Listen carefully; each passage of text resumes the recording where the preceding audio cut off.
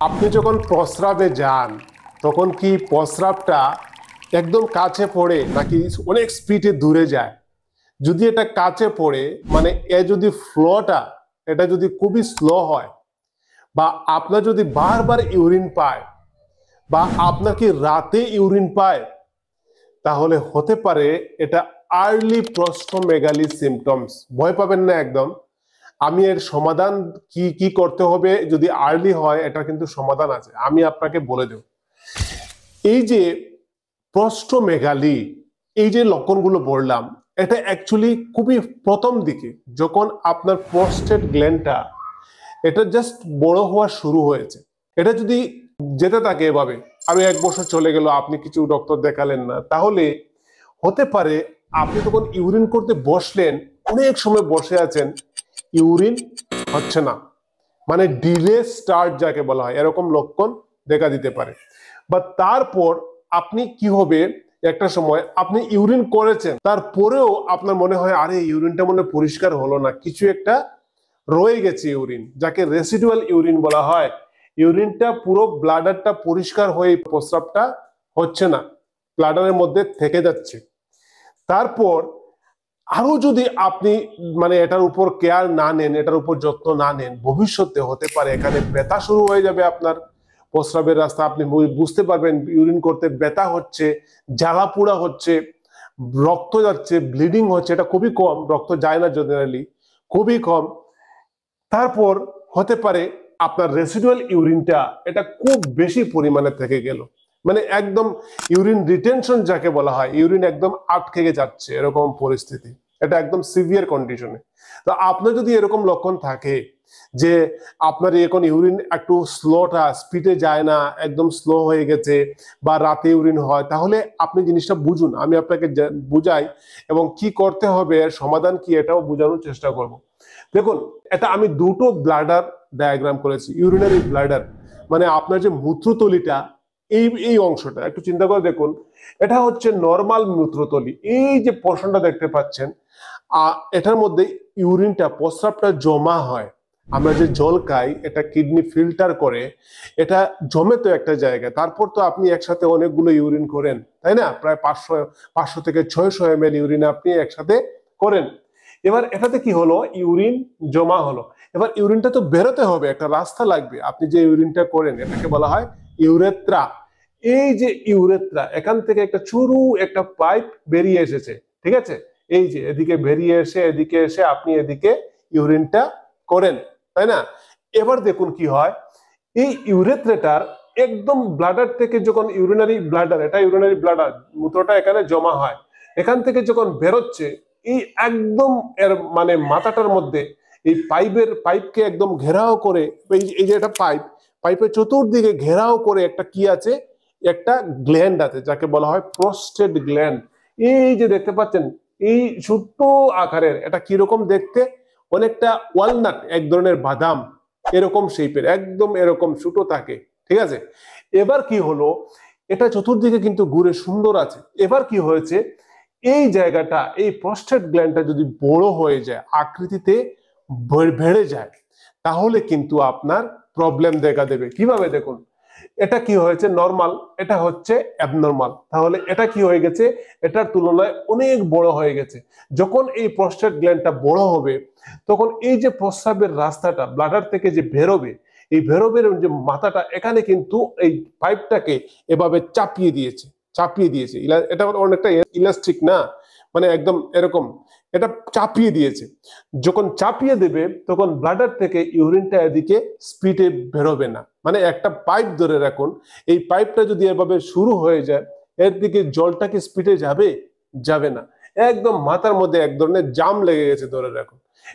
এটা বড় হয়ে যাওয়ার কারণে, এটা সাইজটা নর্মাল থাকার কথা, এটা বড় হয়ে যাওয়ার কারণে এই পাইপটাকে চাপিয়ে দিয়েছে। এটা হচ্ছে প্রস্টোমেগালি হয়ে যাওয়ার ফলে এইসব লক্ষণ দেখা দেবে, কারণ এই পাইপটা চাপিয়ে দিয়েছে, ইউরিনটা ফোর্সফুলি বেরোতে পারছে না, ব্লাডার থেকে বেরিয়ে ফোর্সফুলি যেতে পারছে না এবং এখানে বেশি চাপ দেওয়ার কারণে এখানে ইউরিন জমা হয়ে থেকে যাচ্ছে, যাকে রেসিডুয়াল ইউরিন বলা হয়। এবং এই জমা হয়ে যাওয়ার কারণে আপনার ব্লাডারটা ভালোভাবে পরিষ্কার হচ্ছে না এবং বারবার আপনাকে ইউরিনে যেতে হচ্ছে। একদম ভয় পাবেন না, আমি সিস্টেমে বলে দেবো আপনাকে। বারবার আপনাকে ইউরিনে যেতে হচ্ছে, আর একটু ফুল হয়েছে আবার ইউরিন পাচ্ছে, কেননা ব্লাডারটা তো পরিষ্কার হচ্ছে না। আপনার ব্রেইন সিগন্যাল দেবে আপনার ব্লাডারে প্রস্রাব রয়ে গেছে, আপনি বারবার ইউরিনে যাবেন। এবার আমরা দেখি যে এইরকম যদি হয় তাহলে আপনাকে কি করা। যদি আর্লি সিমটমস হয়ে থাকে, আপনি কিছু লাইফস্টাইল মেনটেন করুন। প্রথমে লাইফস্টাইল কি, আপনি দিনের বেলাতে আপনি পর্যাপ্ত পরিমাণে আপনার জল যতটা খাওয়া দরকার 2 থেকে 3 লিটার আপনি দিনের বেলা পর্যাপ্ত পরিমাণে জল খাবেন, কিন্তু রাতের বেলা আপনি জলটাকে কমিয়ে নিয়ে আসবেন। রাতের বেলা জলটাকে কমিয়ে নিয়ে আসবেন যাতে করে আপনি রাতে বারবার আপনাকে ইউরিনে যেতে না হয়। ঠিক আছে। নেক্সট হচ্ছে আপনি এই যে চা, কফি বা অ্যালকোহল এই জাতীয় খাবারগুলো একটু আপনি অ্যাভয়েড করার চেষ্টা করবেন। এগুলো আপনি একদম না খেলে আপনার জন্য ভালো।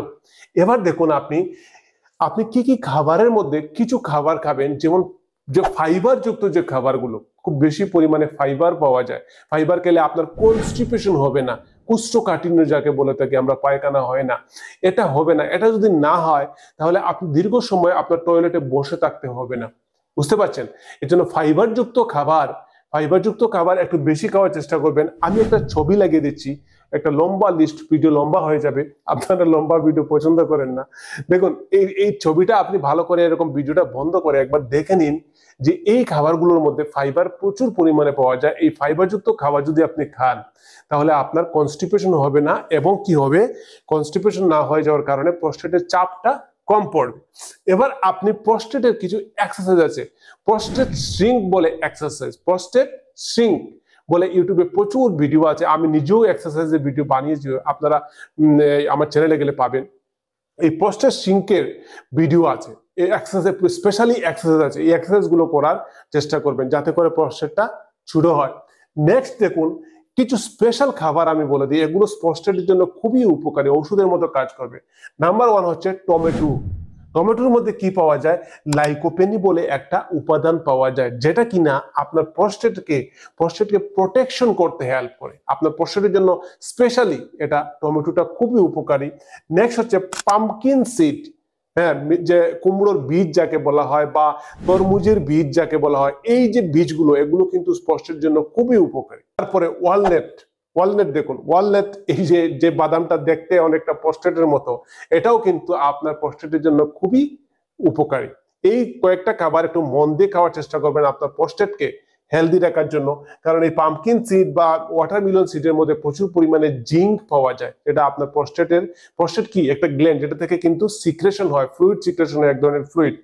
দেখুন এবার দেখুন এটা যদি খুব বেশি হয়, যখন আমি সিভিয়ার বলেছি, তাই না, যেমন আপনি মনে হচ্ছে না আসলেই তো প্রবলেম হয়ে গেছে, আপনি টেস্ট করেছেন, একটা আলট্রাসোনোগ্রাফি করেছেন, হ্যাঁ আপনি টেস্ট করেছেন, ধরা পড়ে গেছে প্রচুর সিরিয়াস ব্যাপার, আপনি কিন্তু অবশ্যই ডাক্তারের সাথে যোগাযোগ করবেন। যদি সিরিয়াস হয়, আপনার ইউরিন করতে একদম আটকে যাচ্ছে, ইউরিন করতে আপনার মানে বারবার ইউরিন পাচ্ছে, ইউরিনটা পরিষ্কার হয়ে যাচ্ছে না, আপনার অনেক সময় ব্যথা হচ্ছে, যদি হয় এরকম, ব্লিডিংটা কিন্তু খুবই কম হয়, এটা খুবই রেয়ার।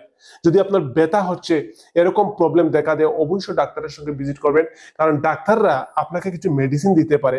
যেমন ধরুন আপনাকে উদাহরণ দিয়ে বলছি, এটা কিন্তু মেডিসিন নয়, এটা আপনারা ডিরেক্টলি খাবেন না, ডাক্তারের অ্যাডভাইস নিয়ে খাবেন, এটা কোনো মেডিসিন নয়, জাস্ট আমি সিম্পলি বলছি আপনাকে।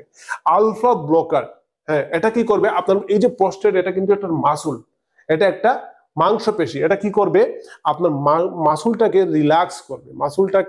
রিল্যাক্স করবে যাতে করে এটা ওপেন হয়, পাইপটা ওপেন হয়।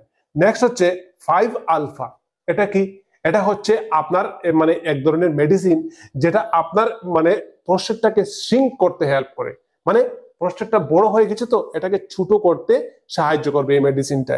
এবং খুব বেশি হলে কিন্তু ডাক্তাররা অনেক সময় যখন মেডিসিনে কন্ট্রোল হচ্ছে না, তখন কিন্তু অনেক সময় সার্জারিও করে থাকেন। যদি আপনার দেখুন একটা নোট করুন আপনারা, এটা খুবই ইম্পর্টেন্ট। নোটটা হচ্ছে এই প্রস্টেটটা কিন্তু কম বয়সে 40-এর আগে হওয়ার সম্ভাবনা খুবই রেয়ার। 40 বছর যদি আপনার না হয় তাহলে এটার সম্ভাবনা খুবই রেয়ার। এজন্য আপনারা খুব বেশি ভয় পাবেন না। যদি 40-50 হয়ে যায় আপনার বয়স, তাহলে আপনি অবশ্যই এটা একটা ফলো আপ করতে পারেন। আপনি একবার হসপিটালে গিয়ে ডাক্তারকে অ্যাডভাইস করে একটা আলট্রাসোনোগ্রাফি পেলভিস, লোয়ার পেলভিস মানে লোয়ার অ্যাবডোমেনের আলট্রাসোনোগ্রাফি করলে, আপনি যদি ডাক্তারকে বলেন প্রস্টেটটা দেখবেন, ডাক্তাররা অবশ্যই লোয়ার অ্যাবডোমেনের মধ্যে প্রস্টেট দেখে তারপরও আপনি এই প্রস্টেট গ্ল্যান্ডটার সাইজটা আপনি এভাবে মেজারমেন্ট করে নিলেন এবং বুঝতে পারলেন যে আপনার প্রস্টেট ঠিক আছে, রিপোর্টে চলে আসলো। ঠিক আছে, আশা করছি বন্ধুরা এটা একটা আপনাদের নলেজ হয়েছে। আপনারা এখন একদম ভয় পাবেন না, এগুলো 40-এর আগে হয় না। ভালো থাকবেন, লাইক দেবেন, আর এটা বন্ধু বান্ধব সবাইকে আপনার পরিবারকে শেয়ার করুন। যদি এখন আপনার ইউরিনের প্রবলেম থেকে থাকে তাহলে হতে পারে কিন্তু এটা অন্য কোনো সমস্যা। এর জন্য আমরা সাজেস্ট করব আপনাকে যে আপনি পাশাপাশি কোনো নিকটবর্তী ডাক্তারের সঙ্গে ভিজিট করুন, কারণ এখানে শুধু প্রস্টেট নয়, এখানে ব্লাডার আছে, এখানে ইউরেথ্রা আছে, এখানে আরো প্রচুর সিস্টেম আছে যেটা আপনার অন্যান্য প্রবলেমও হতে পারে। এর জন্য ডাক্তারের সঙ্গে ভিজিট করবেন, ভয় পাবেন না, একদম ভয় না পেয়ে চিকিৎসা করুন, চিকিৎসা আপনার রোগটাকে কমাবে। এটা শেয়ার করুন, লাইক দেবেন, টাটা, বাই বাই।